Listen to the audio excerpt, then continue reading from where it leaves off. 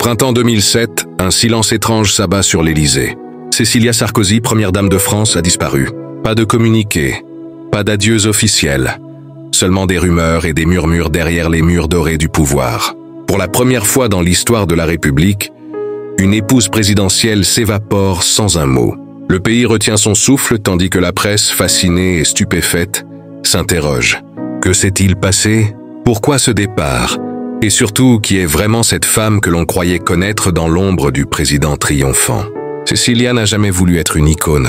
Elle détestait les réceptions, les sourires forcés, les gestes codifiés. Là où d'autres cherchèrent la lumière, elle fuyait l'apparence. « Je ne suis pas née pour être un symbole », confiera-t-elle plus tard.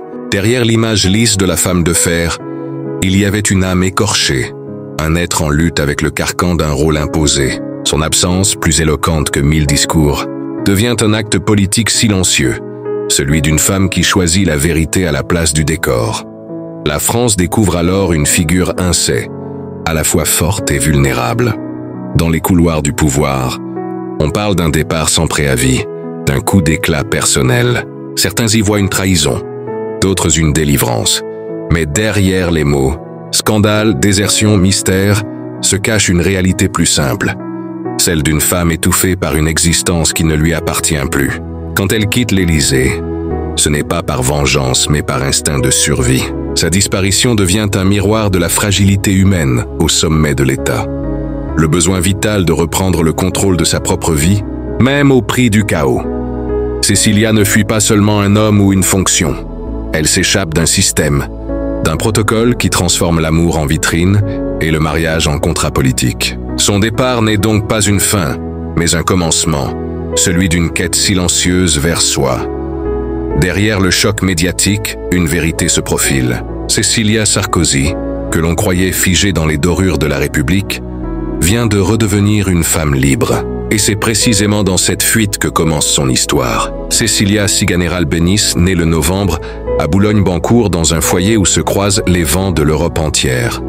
Son père André Ciganer, tailleur d'origine russe et juive, avait fui la pauvreté pour devenir un artisan reconnu, habillant les élégants de Paris, parfois même celles des maisons Dior. Sa mère, Diane Albéniz de Svert, descendante du compositeur espagnol Isaac Albéniz, incarnait une élégance austère teintée de nostalgie aristocratique. Entre un père qui croyait la méritocratie du travail bien fait et une mère héritière d'une lignée musicale, Cécilia grandit dans un monde où la rigueur côtoie la beauté. Mais déjà, l'enfant se distingue, rebelle, directe, indisciplinée. Elle refuse les normes qu'on lui impose. Élève du lycée Molière, elle tente des études de droit qu'elle abandonne rapidement. N'est pas dans les livres qu'elle trouvera sa place, mais dans l'observation des hommes et des rapports de pouvoir. Dès ses 20 ans, elle comprend que le monde se divise entre ceux qui décident et ceux qui subissent. Et elle n'a jamais voulu faire partie des seconds. Son tempérament farouche attire autant qu'il dérange. Les cercles mondains la trouvent trop franche, trop entière. Ses amis parlent d'une jeune femme magnétique mais difficile à apprivoiser. Sous ses traits fins et sa silhouette altière, brûle une énergie singulière, celle d'une femme née pour avancer seule, sans appartenir à personne. Sa beauté, ni vraiment classique ni totalement moderne, fascine. Elle ne cherche pas à plaire mais à exister, et c'est peut-être ce qui la rend irrésistible. Cécilia a grandi dans un foyer où l'on parlait plusieurs langues, où l'on évoquait aussi bien Tolstoï que Goya, mais où l'amour se mesurait souvent à l'exigence. Cette double appartenance slave et latine forge en elle un paradoxe, un besoin d'intensité et une peur du confinement. L'indépendance devient son credo, presque une religion intime. Ceux qui l'ont connue jeune disent qu'elle était déjà différente, distante, sans être froide, passionnée, sans être démonstrative. Quand elle entre dans la vie adulte, Paris bruise de révolte, de liberté conquise. Les femmes travaillent, s'affirment, osent. Cécilia, elle ne revendique rien. Elle agit. Elle s'impose sans discours par la force tranquille d'un regard qui ne baisse jamais. Cette liberté farouche forgée dès l'enfance sera sa plus grande richesse, mais aussi sa malédiction, car dans les hautes sphères où elle s'apprête à entrer, la liberté d'une femme dérange plus qu'elle ne séduit. En 1983, Cécilia épouse Jacques Martin, le célèbre animateur de télévision que toute la France adore. Elle a 26 ans, lui en a 20 de plus. Ce mariage surprend, fascine et scandalise tout à la fois. On y voit un conte de fées médiatique. Mais pour elle, c'est surtout une école de rigueur et de mise en scène. Dans l'univers scintillant de la télévision, elle apprend à observer le pouvoir de l'image, à mesurer chaque mot, chaque silence. Derrière les paillettes, elle comprend que le charme public peut cacher une solitude abyssale. 2 filles naissent de cette union, Judy et Jean-Marie. Pourtant, Cécilia s'étiole. Le rôle de mère et d'épouse modèle ne suffit pas à combler son besoin d'accomplissement. Dans les salons parisiens, elle brille par sa prestance, mais son regard semble toujours ailleurs. Elle sent que quelque chose lui manque. Non pas l'amour, mais l'intensité, cette vibration qui donne le sens à une existence. C'est dans ce vide intérieur qu'un jour le destin s'invite sous la forme d'un homme politique, encore jeune et ambitieux, Nicolas Sarkozy. Nous sommes en 1984, lors d'une cérémonie municipale à Nil-sur-Seine. Elle est alors épouse d'un homme public. Lui est maire énergique et séducteur. Leurs regards se croisent et quelque chose d'irréversible s'allume. Entre eux, le courant est immédiat. L'un et l'autre se reconnaissent. Même blessure d'enfance, même soif de reconnaissance, même orgueil dissimulé derrière la réserve. Pendant des années, leur relation reste faite d'attirance contenue d'attente, de silence complice. Puis en 1992, Cécilia quitte Jacques Martin. La presse s'enflamme.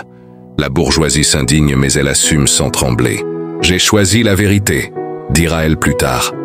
Avec Nicolas Sarkozy, elle découvre une autre forme de pouvoir plus brutale, plus stratégique, plus exigeante. Ensemble, ils deviennent un couple à la fois admiré et redouté. En 1986, ils officialisent leur union et accueillent un fils, Louis. Cécilia, loin de n'être qu'une épouse décorative, devient une partenaire politique. Elle relit ses discours, ajuste son image, conseille dans l'ombre. Elle en lui comme dans un miroir ambitieux, fragile, obsédé par la conquête. Mais au fond, 2 feux qui brûlent trop fort finissent toujours par se consumer. Ce couple que l'on croyait invincible commence à se fissurer sous la pression du pouvoir. Dans l'intimité, la passion se change en fatigue, la complicité en distance. Cécilia comprend peu à peu que ce qu'elle a cherché toute sa vie, la liberté, est en train de lui échapper à nouveau, cette fois sous les ordres de la République. Lorsque Nicolas Sarkozy accède à la présidence en mai 2007, Cécilia devient malgré elle première dame, un titre qu'elle n'a jamais souhaité. Une cage dorée qui resplendit pour le monde, mais qui pour elle se referme chaque jour un peu plus. À l'Élysée, tout est orchestré, surveillé, figé. Les repas, les déplacements, les conversations, même ses sourires deviennent protocolaires. Les photographes à la traque. Les conseillers murmurent qu'elle s'ennuie, qu'elle se dérobe, qu'elle dérange. Ce que l'opinion ignore, c'est qu'à l'intérieur, elle étouffe. Elle ne supporte ni les mondanités, ni le vernis diplomatique.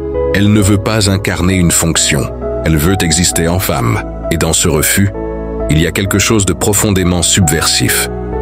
Derrière le décor, Cécilia découvre la face sombre du pouvoir, les intrigues, les trahisons, les mensonges nécessaires. Elle assiste aux négociations, observe les calculs, les égos dévorants. Elle comprend vite que la politique ne connaît ni tendresse ni fidélité. Même l'amour s'y dissout. Son couple, autrefois passionné, se fissure sous le poids de la fonction. Nicolas, happé par son rôle, s'éloigne. Elle recluse dans son rôle, imposée sans le vidéir.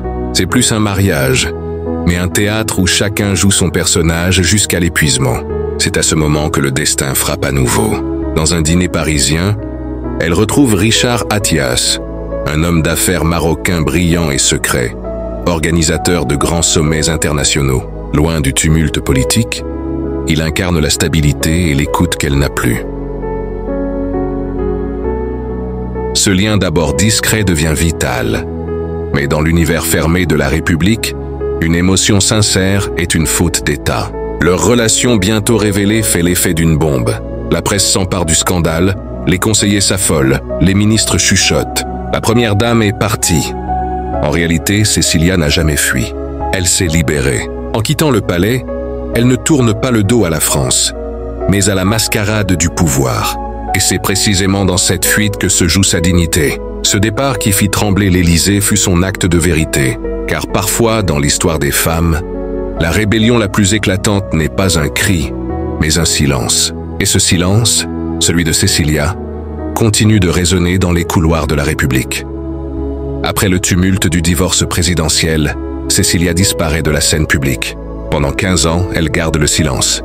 Un silence que les médias interprètent tour à tour comme une fuite, une revanche ou une énigme. Mais ce mutisme est en réalité une reconstruction. Celle d'une femme qui se soigne, qui se redéfinit, qui choisit enfin ce qu'elle veut dire et ce qu'elle préfère taire. Derrière les volets fermés de sa discrétion, un secret circule pourtant, celui d'un mystérieux carnet noir qu'elle aurait tenu pendant ces années à l'Élysée. Selon plusieurs journalistes, ce carnet contiendrait les confidences, les promesses, les trahisons entendues au cœur du pouvoir. Noms, phrases, détails, une mémoire du système, écrite par celle qui en fut le témoin invisible. Jamais publié, jamais montré, ce carnet devient légende. Certains disent qu'il aurait pu ébranler la République, d'autres qu'il n'existe pas. Mais dans les cercles politiques, son évocation seule suffit à créer le malaise. On se souvient qu'à l'époque, Cecilia ne parlait jamais pour rien. Lorsqu'en 2025, elle accorde enfin une interview télévisée, la France entière retient son souffle. Face caméra, elle semble calme, presque fragile, mais son regard est d'une lucidité implacable. Elle raconte sans phare les années de solitude, la surveillance constante, les sourires imposés. On me disait « Souris alors que j'avais envie de crier », murmure-t-elle. Ces mots suffisent à bouleverser des millions de téléspectateurs. On y perçoit la douleur d'une femme, mais aussi la puissance tranquille de celle qui, après avoir été effacée, décide de reprendre la parole. Les journaux s'enflammant. Gala parle d'un acte de libération. BFM titre « Cecilia règle ses comptes avec le pouvoir ». Mais elle, sereine, refuse toute vengeance. « Je n'ai jamais cherché à blesser, seulement à dire la vérité ». Ces phrases sonnent comme des poèmes de délivrance, des éclats de vérité dans un monde saturé de faux semblants. Elle ne cherche ni pardon ni revanche, seulement la paix. Ce soir-là, devant des millions de regards, Cecilia renverse le récit qu'on avait écrit pour elle. Elle n'est plus l'épouse disparue, la femme blessée, la première dame fantôme.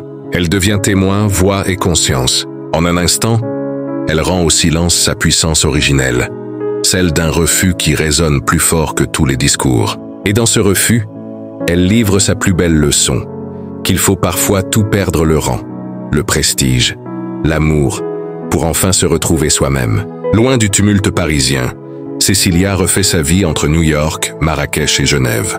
3 villes refuges où elle retrouve l'anonymat, la beauté et le silence. En 2008, elle épouse Richard Attias lors d'une cérémonie intime à New York. Ce mariage discret mais symbolique marque la fin d'un chapitre et le début d'un autre. Aux côtés de cet homme de réseau et d'influence, elle découvre une autre manière de peser sur le monde sans lumière, sans titre, mais avec la force tranquille de ceux qui ont tout vu. Avec lui, elle fonde la Cecilia Attias Foundation for Women, un organisme dédié à la promotion du leadership féminin et à la défense des droits des femmes dans les zones de conflit. Pendant plus d'une décennie, elle SNE les forums économiques, les conférences internationales, les rencontres diplomatiques. Elle parle peu, mais chaque mot est pesé, précis, d'une élégance désarmante. Dans ces cercles d'influence, elle incarne désormais la figure d'une femme apaisée, engagée, respectée, loin de l'image de l'épouse rebelle qui avait fui le pouvoir. Pourtant, les fantômes du passé la poursuivent parfois. En 2023, une rumeur d'intimidation politique refait surface. Un ancien collaborateur de l'Élysée aurait tenté de la faire taire sur certaines affaires de la campagne 2007. Elle refuse de commenter, se contentant d'un regard glacial et d'un sourire poli. Sa dignité est sa meilleure arme. À 6 ans, elle a cessé de se défendre. Elle n'a plus rien à prouver.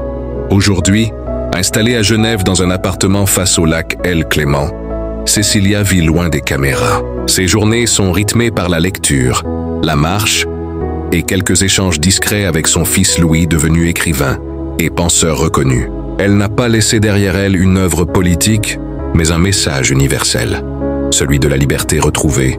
Elle inspire des femmes, des artistes, des journalistes, toutes celles qui refusent d'être définies par les hommes qu'elles ont aimés. Quand on lui demande si elle regrette, elle répond simplement « non parce qu'au moins cette fois-là, c'était moi ». Une phrase simple, presque anodine, mais qui résume toute une vie de résistance douce et silencieuse. Cecilia n'a pas cherché la gloire, elle a cherché la vérité.